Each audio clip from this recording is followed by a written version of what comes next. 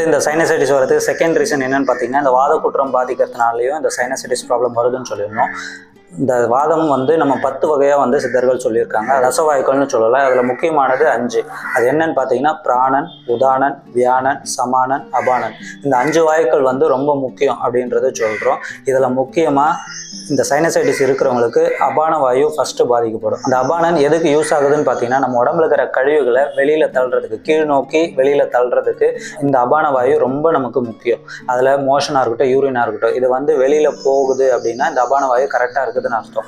இது ஏதாவது அஃபெக்ட் ஆகுது அப்படின்னா இந்த கழிவுகள் உடம்புல தேங்க ஆரம்பிக்குது. இந்த தேங்க ஆரம்பிக்கிறதுனால இந்த சமான வாயு பாதிக்கப்படுது. சமான வாயு பாதிக்கிறதுனால நம்மளுக்கு ஃபுட்டு சரியாக டைஜஷன் ஆகாமல் அந்த இடத்துல மந்தமாகுது. மந்தமாகின பிறகு என்ன ஆகும்னா இந்த உதான வாயு பாதிக்கும். உதான வாயுன்றது மேல் நோக்கும் கால் பாதிக்கிறதுனால நம்மளுக்கு தும்மல், மூக்குல இருந்து நீர் ஒழுகுது, கண்ணுல இருந்து நீர் வருது.